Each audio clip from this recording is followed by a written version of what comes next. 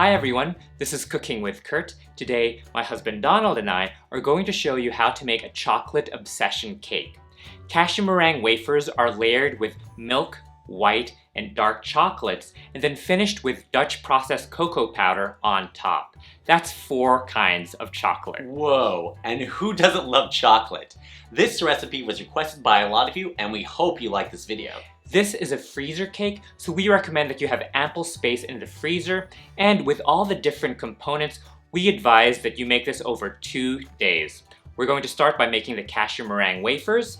Take 12 eggs and separate them into yolks and whites.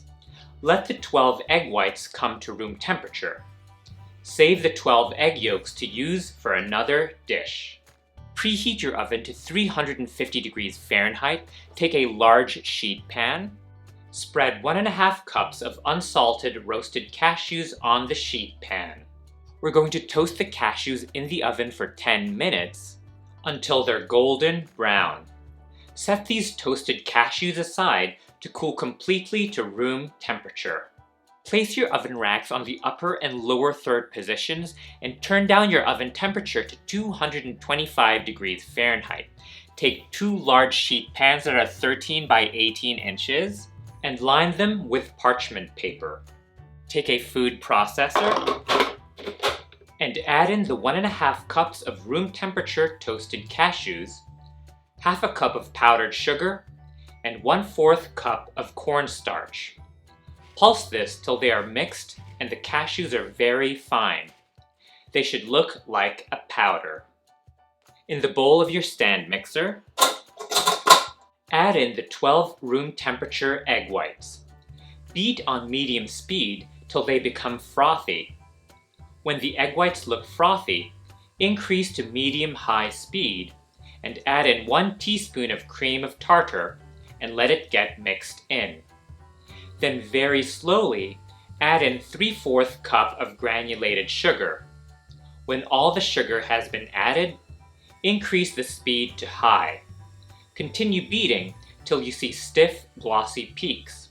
It should look something like this. 1/3 at a time, carefully fold in the cashew powder mixture into the meringue, as well as 1 teaspoon of vanilla extract, just until everything is evenly mixed. Place 2 8-inch cake rings on each of the large prepared sheet pans. Do not grease the sides of the rings. Divide the cashew meringue evenly into the 4 cake rings. Smoothen and flatten the top of the meringue with a small spoon. We're going to bake these meringue rounds in the preheated oven at 225 degrees Fahrenheit for 6 hours. After 6 hours, just turn off the oven heat and leave the oven door closed. The low baking temperature and long baking time are needed to remove the moisture from the egg whites and create a dry and hollow wafer without burning the outer layers of the meringue. Just leave them in the turned off oven with the oven door closed. This will allow them to slowly come to room temperature and continue drying out. While the meringue wafers are baking, we're going to work on the 2 different kinds of chocolate cream. Starting with the white chocolate, take a microwavable bowl and add ½ cup heavy cream and microwave for 1 minute. Till the heavy cream is steaming, add in 3/4 cup white chocolate chips into the hot heavy cream. Let it stand for 1 minute. Then mix until the white chocolate is completely melted and there are no lumps. Let this cool to room temperature, cover with plastic wrap, then refrigerate overnight. We're going to repeat these steps using milk chocolate now. In another microwavable bowl, add 1/4 cup heavy cream and microwave for 45 seconds. Till the heavy cream is steaming, add in 1/3 cup of milk chocolate chips into the hot heavy cream. Let it stand for 1 minute and mix until the milk chocolate is completely melted and there are no lumps. Let this cool to room temperature, cover with plastic wrap, then refrigerate overnight. So by the end of day 1, you should have your 2 types of chocolate creams chilling in the fridge and your cashew meringue wafers sitting in the turned off oven overnight. The next day on day 2, the cashew meringue wafers should sound hollow if you knock on them with a spoon. Lift them off the parchment paper and carefully remove the wafers from the ring. If needed, insert a small knife between the wafer and the ring at points where it is stuck. If the wafer is completely dry, it should come off the ring and parchment paper quite easily. Set these meringue wafers aside. In the bowl of your stand mixer, add in the cold white chocolate cream mixture. With a whisk attachment, beat it on high speed for 1 minute till it becomes light and fluffy. While continuing to beat on high speed, add half a cup of very cold heavy cream and continue whipping till you see stiff peaks. Transfer this white chocolate whipped cream into a separate bowl and set this aside in the fridge till you're ready to use it. Clean the bowl of your stand mixer and repeat the same steps with the milk chocolate with a few additions. Add in the chilled milk chocolate cream. Beat it on high speed for 1 minute till it becomes light and fluffy. While continuing to beat on high speed, add 1/4 cup of very cold heavy cream, 1/8 teaspoon of kosher salt, and an optional 2 teaspoons of brandy, and continue whipping till you see stiff peaks. Transfer into a separate bowl and set this aside in the fridge till you're ready to use it. For the in-between layers, we're going to make a dark chocolate shell. Set up a double boiler on medium-low heat. Add in 1 cup of bittersweet chocolate baking wafers or chips. Stir them until they are melted and smooth. Add in 1 1/3 cups of coconut oil and stir it in until the mixture is smooth and everything is well combined, about 1 to 2 minutes.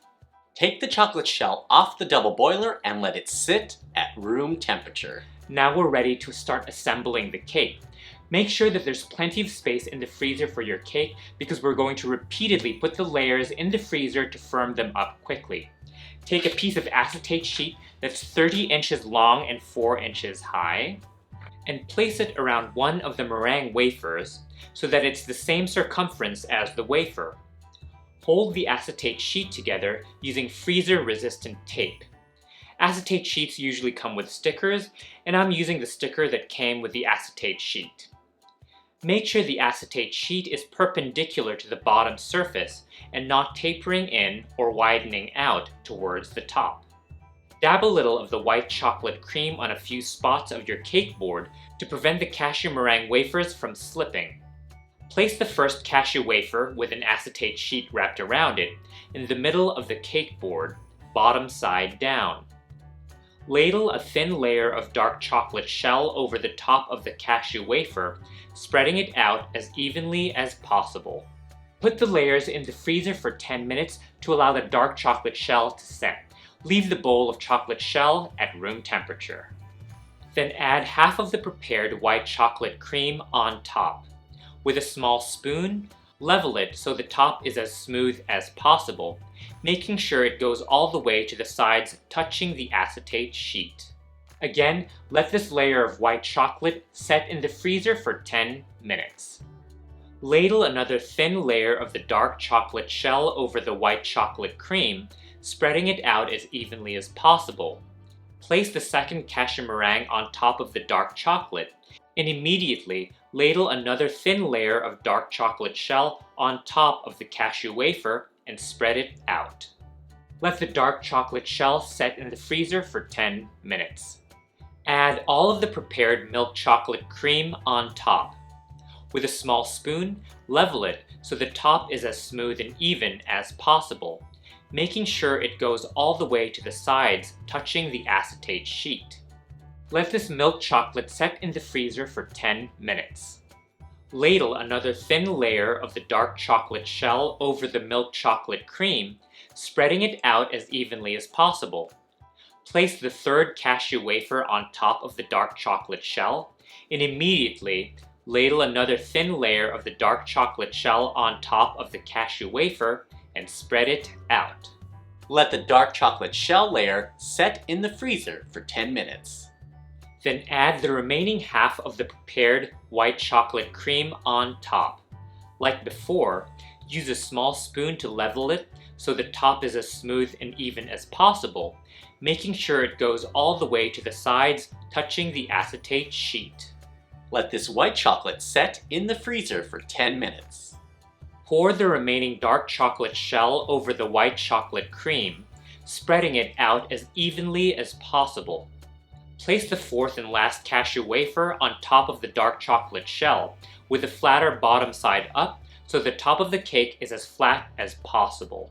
And that's it. We're done with the layering for now. That's 13 layers so far, but we're not fully done yet.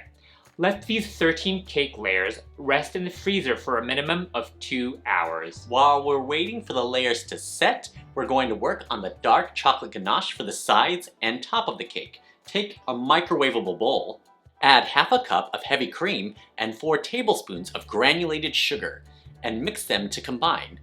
Microwave the sweetened heavy cream for 1 minute. Till the heavy cream is steaming, then add in 1 1/3 cups of bittersweet chocolate baking wafers or chips to the hot cream. Let it stand for 1 minute, then gently mix them until the bittersweet chocolate is completely melted and there are no lumps. While the mixture is still warm, add an optional 2 teaspoons of brandy and mix this until it's smooth. If you notice that your dark chocolate ganache looks a little grainy and oily like this, it probably means you're using a high-quality bittersweet chocolate with a high percentage of cacao, which is a good thing. Today we're using 74% cacao bittersweet chocolate, which will result in a very rich, deep, and chocolatey flavor. The downside is the cacao solids absorb liquid from the heavy cream, so there's not enough liquid to keep the cocoa butter suspended in emulsion, causing the ganache to break. To solve this problem, we're going to add 1/4 cup of warm milk and gently stir it in. Note that the extra milk is only necessary if your ganache looks grainy or greasy. If you're using a bittersweet chocolate with a lower percentage of cocoa, like 65 or 67%, you probably won't need to add extra milk. As you can see, the extra liquid from the 1/4 cup of milk has now resuspended the fat, creating a nice, silky smooth dark chocolate ganache. Continue stirring till it cools and becomes a nice, spreadable consistency. Take the cake out of the freezer. Remove the sticker and peel off the acetate sheet to reveal the layers of cake. Apply the dark chocolate ganache on the sides of the cake and the top surface. Clean off any stray chocolate from the base of the cake. Rest this in the freezer for a minimum of 20 minutes to further firm up the dark chocolate ganache. To create a decorative flair to this cake, we're going to create a chocolate wrap cage to place around the sides of the cake. Cut a long strip of parchment paper. Stand the short side of the parchment paper next to your cake to measure the height of your cake, and cut the long strip of parchment paper so that it's the same height as your cake. When your parchment paper strip is the exact height of your cake, wrap the parchment paper around your cake to measure the exact circumference, and mark the parchment paper. Cut off the excess length of parchment paper so that the parchment paper matches your cake's circumference exactly. When you're finished measuring your cake's dimensions, place it back in the freezer.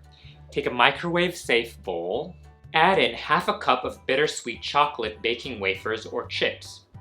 Microwave in 30-second increments until all the chocolate is melted. For us, it usually takes 2 increments of 30 seconds in the microwave, stirring a bit in between for a total of 60 seconds in the microwave. Whisk to make sure there are no lumps.